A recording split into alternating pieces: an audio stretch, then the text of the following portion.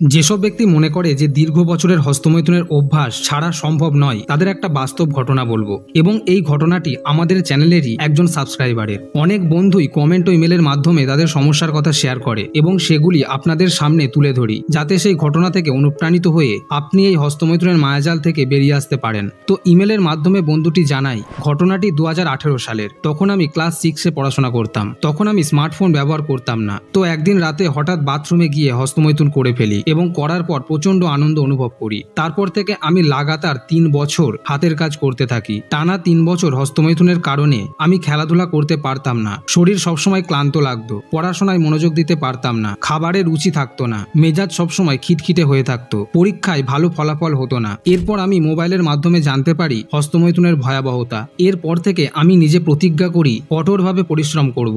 18 বছর বয়স থেকে এখন আমি 20 বছরে পড়েছি। টানা 2 বছর আমি আমার প্রতিজ্ঞা ভাঙিনি। এখন আমার এই সমস্যা আর নেই, শরীরে কোনো সমস্যা নেই। 2-3 মাস পর পর আমার মাঝে মাঝে নাইট ফলস হয় এবং গোপনে আমি হাসপাতালে আমার রক্ত ও বীর্য পরীক্ষা করে দেখেছি সবকিছুই ঠিক আছে। তাই বলবো, কেউ যদি আমার মতো হস্তমৈথুনের সমস্যায় পড়ে যায় এবং সে যদি মনে করে এর থেকে বের হওয়ার উপায় নেই, তাহলে সে ভুল। মন প্রাণ দিয়ে চেষ্টা করলে অবশ্যই এই সমস্যা থেকে বের হওয়া সম্ভব। এর জন্য থাকতে হবে কঠোর মনোবল। তাই দাদা, তোমার কাছে অনুরোধ রইল, আমার এই ঘটনাটি তোমার ইউটিউব চ্যানেলের মাধ্যমে ভিডিও বানিয়ে সবার কাছে ছড়িয়ে দাও, যাতে যারা যারা হস্তমৈথুনের মাধ্যমে জীবন ধ্বংসের দিকে নিয়ে যাচ্ছে তারা এর থেকে বের হয়ে আসতে পারে। সুতরাং নিশ্চয়ই বুঝতে পারলেন যে মনে যদি জোর থাকে, জেদ থাকে এবং পরিষ্কার লক্ষ্য থাকে যে হস্তমৈথুন আমাকে ছাড়তেই হবে, তাহলে হস্তমৈথুন ছেড়ে দেওয়া 100% পসিবল। বীর্যনাশ আপনাকে কিভাবে যে গোপনে ক্ষতি বা ধ্বংস করছে তা আপনি বুঝতে পারবেন না, কিন্তু এর ক্ষতিকর দিকগুলি ধীরে ধীরে আপনার সামনে আসবে। অনেক ব্যক্তি হয়তো এখনো এই পিচকারি নাড়ানোর ফলে হওয়া সমস্যায় পড়েনি, কিন্তু বেশিরভাগ যুবকই বর্তমানে এর ফলে হওয়া সমস্যায় ভুগছে। তো তারা যদি এখন থেকেই নিজেকে পরিবর্তন করার জন্য প্রস্তুত হয়, চেষ্টা করতে থাকে, তাহলে সঠিক সময়ে সে লাইফে উন্নতির রাস্তা খুঁজে পাবে। কিন্তু এসব দেখেও যদি সে নিজেকে হস্তমৈথুন ও অশ্লীল জিনিস থেকে না সরিয়ে আনে, 1-2 দিন পর পর এতেই মেতে থাকে, তাহলে তাকে জীবনে উন্নতি করা ভুলে যেতে হবে। কথায় আছে, যেমন কর্ম তেমন ফল। আপনি যদি আপনার কর্ম বা কাজ সঠিকভাবে করেন, নোংরা পথ ছেড়ে ভালো অভ্যাস গড়ে তুলতে পারেন, তাহলে তার ফলও হবে খুব সুন্দর। কিন্তু খারাপ কাজ, খারাপ অভ্যাসের মধ্যে দিয়ে দিন কাটালে তার ফলও হবে খারাপ।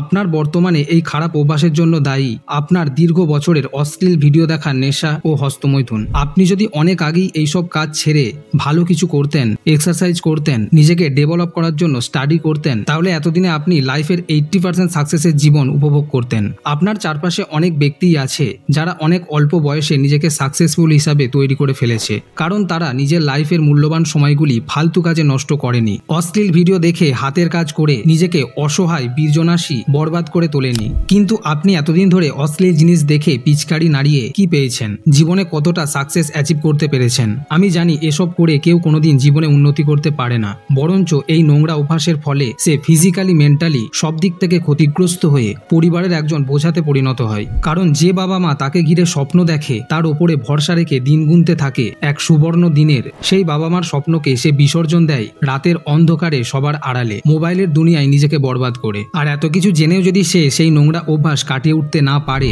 তাহলে তার আর পশুর মধ্যে কী বা পার্থক্য থাকলো? কথাগুলি হয়তো অনেকের খারাপ লাগতে পারে, কিন্তু এটাই সত্যি। কখনো শান্তভাবে যদি এগুলি চিন্তা করেন, তাহলে বুঝতে পারবেন যে হ্যাঁ, ঠিকই, হস্তমৈথুন জীবনের শত্রু, এই কাজ ছাড়তেই হবে। আর এই সত্যটা যখন ব্যক্তি ভালোভাবে বুঝতে পারে এবং নিজেকে এই নোংরা কাজ থেকে সরিয়ে ব্রহ্মচর্যের পথে চলতে শুরু করে, তখন থেকেই তার জীবন পরিবর্তন হতে শুরু করে। তাই আপনি যদি এতদিনে বা এতক্ষণে বুঝতে পারেন, তাহলে কমেন্টে আই অ্যাম পাওয়ারফুল লিখে আজ থেকেই হস্তমৈথুন ছেড়ে ব্রহ্মচর্য পালন করা শুরু করে দিন। হয়তো প্রথম অনেক প্রবলেম আসতে পারে, কিন্তু নিজেকে গিভ আপ করা একদমই চলবে না, চেষ্টা চালিয়ে যেতে হবে। আর যারা অলরেডি শুরু করে দিয়েছেন, তারা কমেন্টে লিখুন আজ কতদিন হলো। খুব শীঘ্রই দেখা হচ্ছে পরবর্তী ভিডিওতে। ধন্যবাদ।